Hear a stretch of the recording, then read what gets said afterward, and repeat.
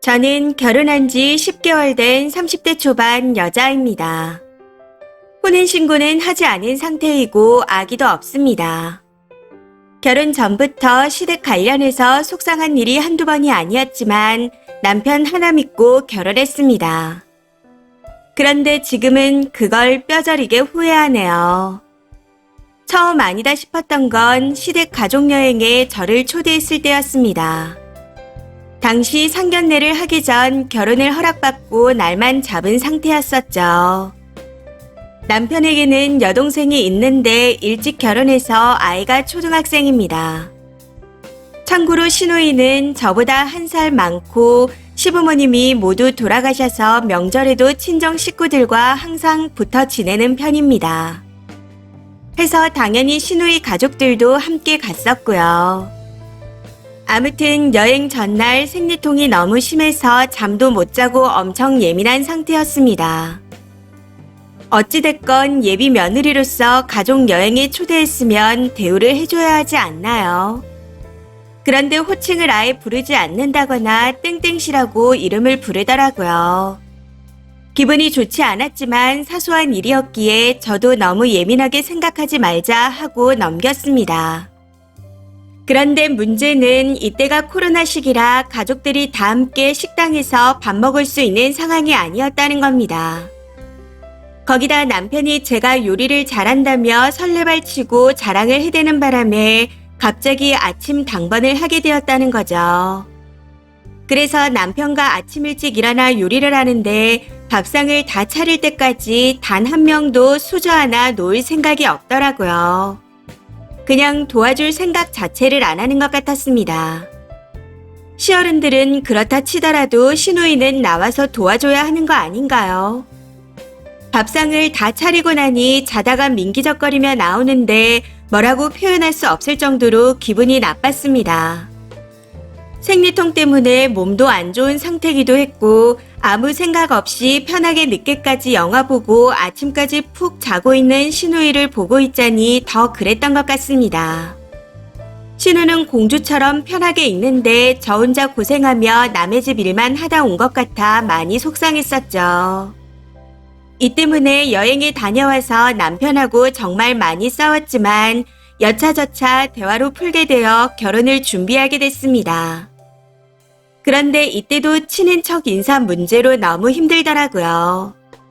인사드릴 가족들이 너무 많았거든요. 아버님 쪽의 형제, 셋째 할아버지, 둘째 할머니, 육촌 어머님의 둘째 이모, 셋째 이모, 큰 외삼촌까지. 여기저기 끌려다니며 인사를 해야 했습니다. 그것도 저희와 의논해서 날짜를 잡으신 게 아니라 약속을 마음대로 잡아 끌고 다니셨습니다.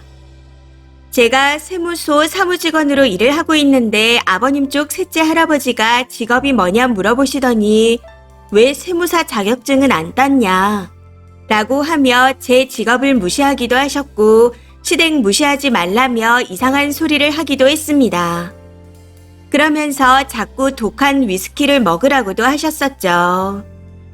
연세가 많으신 할아버지라 옛날 분이다 생각하고 넘어갔었지만 기분이 썩 좋진 않았습니다. 그리고 어머님 쪽 큰 외삼촌을 뵀을 땐 어쩌다 보니 시간이 명절 당일밖에 없어 가게 되었는데 결혼한 따님이 둘이나 있더라고요. 여기서도 문제가 아침 먹고 일어나려 했더니 본인 딸들이 곧 올 테니 같이 놀다 가라 하셨다는 겁니다. 그러면서 저희 집은 명절 다음날 가라고 하는데 어이가 없더라고요. 본인 딸들은 명절에 시댁 갔다 친정 오는데 결혼도 안 한 저한테는 가지 말라고 하니 황당할 수밖에요. 이렇게 정말 힘들게 결혼 전 인사를 마무리했던 것 같습니다. 결혼 전 인사만 잘 감당하면 앞으로 어른들 보러 가는 자리에 부르지 않는다 하셔서 참고 지나갔던 거였죠. 그런데 결혼을 하고 보니 시어머니가 더 큰 문제였습니다. 아이를 빨리 가지라 얘기하며 적어도 둘은 낳아야 한다. 하나는 안 된다. 육아휴직은 남자가 쓰는 거 아니다. 애는 여자가 봐야 한다. 라는 말들을 계속하셨고 회사 일이 많이 바빠 한 달 동안 찾아뵙지 못했더니 이상가족이냐며 눈치를 주기도 하셨습니다. 2주에 한 번씩은 꼭 봐야 한다는 이유로 언제 얼굴 보여줄 거냐며 연락을 계속하기도 했습니다. 시댁의 신혼집과 걸어서 20분 정도 거리로 가까워 더 자주 보려 하시는 것 같아 정말 힘들었습니다. 이렇게 쌓이다 보니 시댁에만 다녀오면 사소한 것에도 상처를 받게 되었고, 그렇다 보니 점점 시부모님 얼굴 보러 가기가 싫어지고 심적으로 괴로웠던 것 같아요. 그럴 때마다 남편에게 힘들다, 중간에서 도와달라 라고 말하며 결혼 생활을 근근히 이어왔는데 남편도 이걸 계속해서 듣다 보니 싫어하더군요. 본인 가족 안 좋은 얘기 듣는 걸 좋아하는 사람이 어디 있겠나요? 결국 남편에게 전화로 시부모님 이야기를 하다 서로 감정이 격해지며 조금 다투게 되었습니다. 그래서 더 말했다간 큰 싸움이 될 것 같아 전화를 끊고 난 후 남편에게 장문의 톡을 보냈습니다. 나는 오빠 가족이 싫다는 게 아니다. 오빠 부모님을 존경하고 좋아한다. 나를 챙겨주시는 것도 감사하다. 그런데 맞벌이하며 자기 생활 하기도 바쁜데 어떻게 그렇게 자주 보겠냐. 나는 오빠랑 행복하게 살려고 결혼한 거지 시부모님께 효도하기 위해 결혼한 게 아니다. 내가 이런 얘기를 하는 건 개인 생활을 존중받고 싶기 때문이다. 그렇다고 시부모님을 안 챙기겠다는 건 아니다. 너무 자주 보는 걸 안 하고 싶다는 거다. 처음에는 나도 자주 찾아뵙지 않았냐. 그런데 너무 자주 뵙다 보니 사소한 걸로도 정신적 스트레스를 받아 적당한 거리를 유지하고 싶다는 거다. 내 할 도리는 다 하겠다. 시부모님은 어느 정도 봐야 자주 본다 생각하실지 모르겠지만 내 기준에선 한 달에 한 번도 많은 거라 생각한다. 그런데 통화하실 때마다 얼굴 안 보여준다, 얼굴 까먹겠다 말씀하시니 스트레스다. 나를 좋아해 주시는 건 알겠지만 좋아해 주는 방식이 버겁다. 그러니 우리가 행복하려면 오빠가 중간에서 어머님, 아버님 생각을 바꾸려고 노력해줘야 한다고 생각한다. 부모님 마음에 대못 박으며 화내라는 게 아니다. 그냥 얼굴 안 보여준다, 서운하다 하실 때 우리에게도 개인 생활이 있으니 배려해달라고 말하라는 거다. 이런 내용으로요. 그런데 돌아오는 건 왜 자꾸 나한테 대신 말해달라 하냐. 그냥 한 귀로 듣고 한 귀로 흘리면 안 되냐.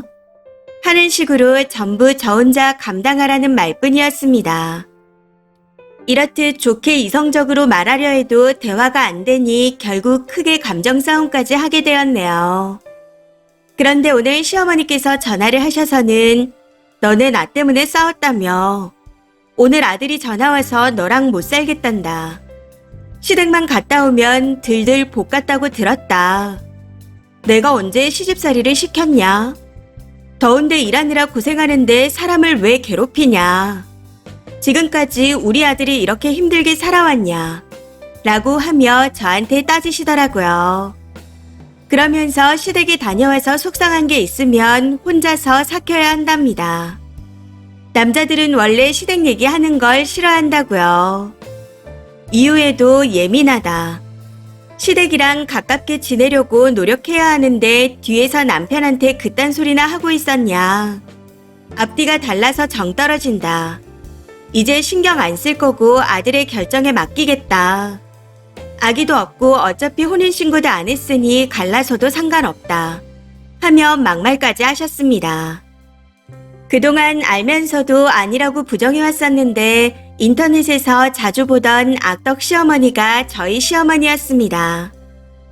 거기다 믿고 결혼했던 남편 또한 부부 사이에 있는 사소한 일을 해결하지 못하고 마마보이처럼 엄마한테 할 말 못할 말 구분 없이 쪼르르 일렀다는 게 너무 충격적이었습니다.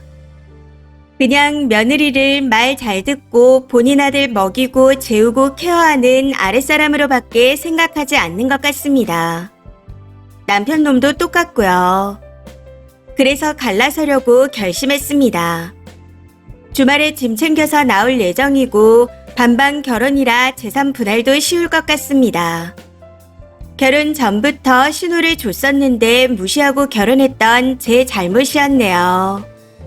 그래도 혼인신고 전에 본 모습을 알게 되고 이 결혼을 아니라는 걸 깨닫게 되어 다행이다 싶습니다.